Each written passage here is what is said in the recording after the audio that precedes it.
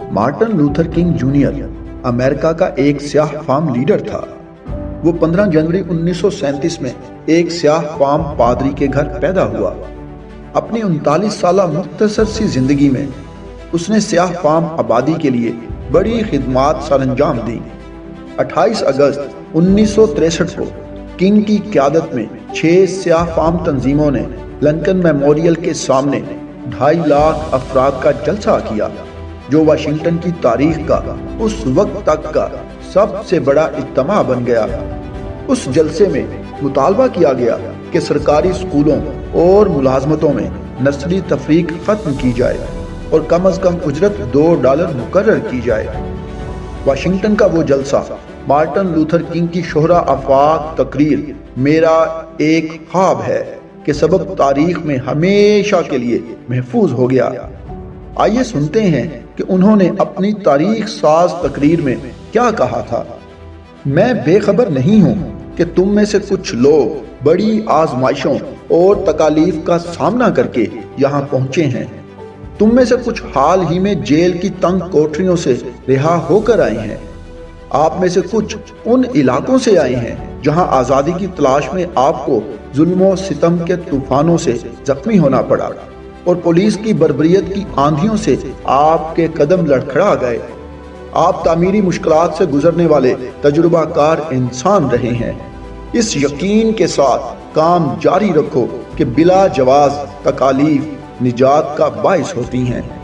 Mississippi वापस जाओ, Alabama वापस जाओ, साउथ कैरोलिना वापस जाओ, जॉर्जिया वापस जाओ, लुइजियाना वापस जाओ, शुमाली इलाकों की कच्ची आबादियों और गरीब बस्तियों में वापस जाओ, ये जानते हुए कि किसी न किसी तरह ये सूरत हाल बदल सकती है और बदल दी जाएगी, ताकि हम मायूसी की वादी में परेशान ना फिरते रहें।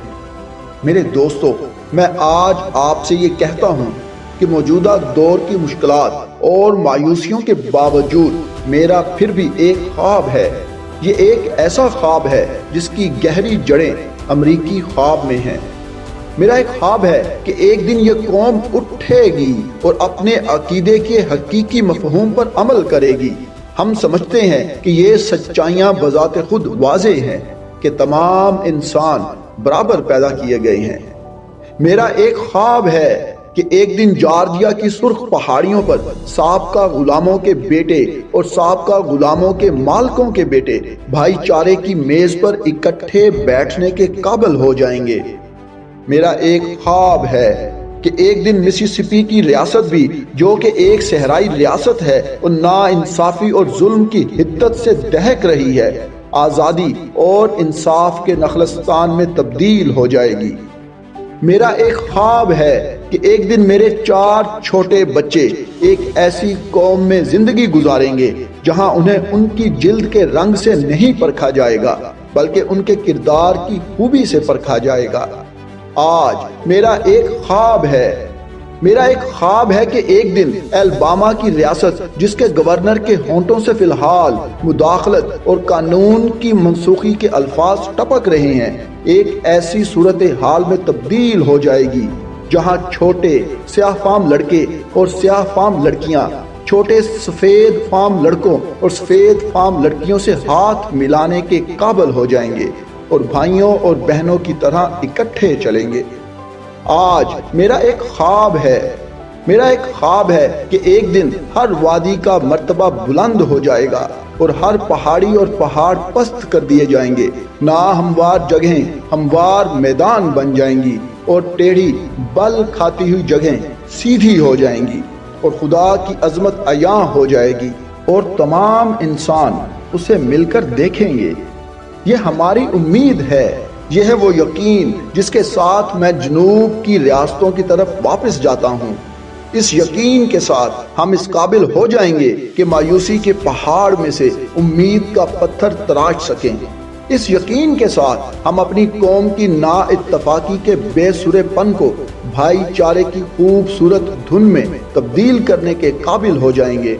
इस यकीन के साथ हम मिलकर काम करने, मिलकर दुआ करने, मिलकर जिद्दोजहद करने, मिलकर जेल जाने और आज़ादी के लिए इकट्ठे खड़े होने के काबिल हो जाएंगे।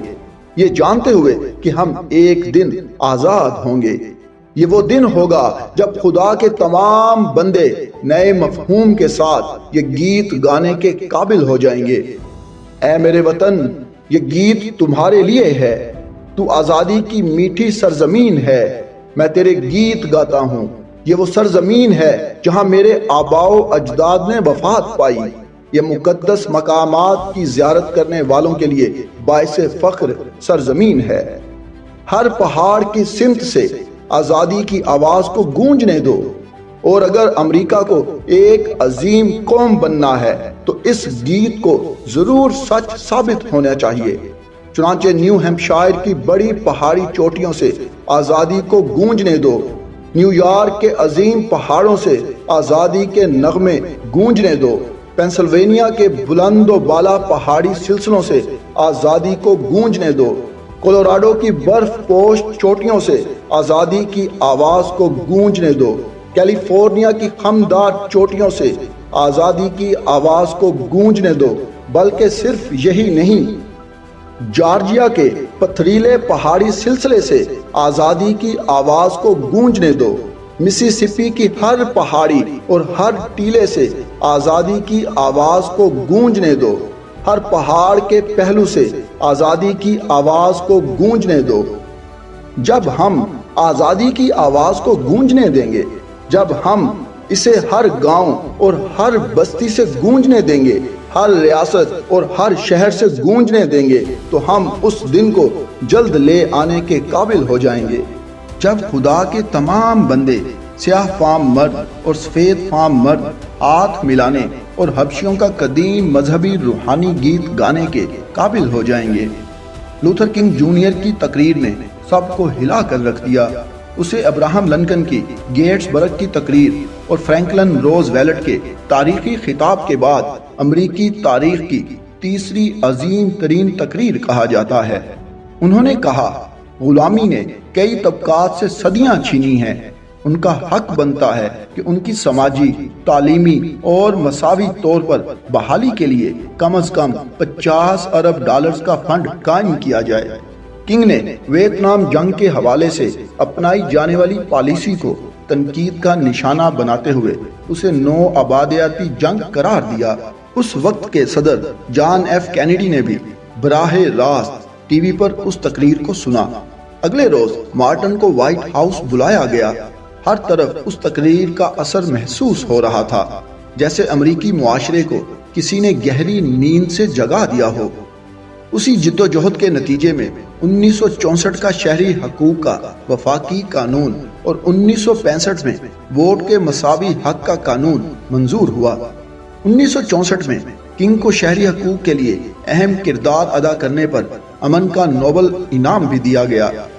20ویں صدی کی اہم شخصیات کی فہرست میں کنگ کا نام دوسرے نمبر پر ہے۔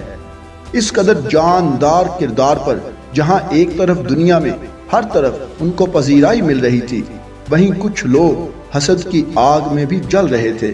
ایسے ہی ایک نسل پرست نے 4 اپریل 1968 کو اس وقت مارٹن کو گولی مار کر قتل کر دیا جب وہ اپنے کمرے کی بالکنی میں کھڑے تھے، لیکن ان کا خواب آج بھی زندہ ہے۔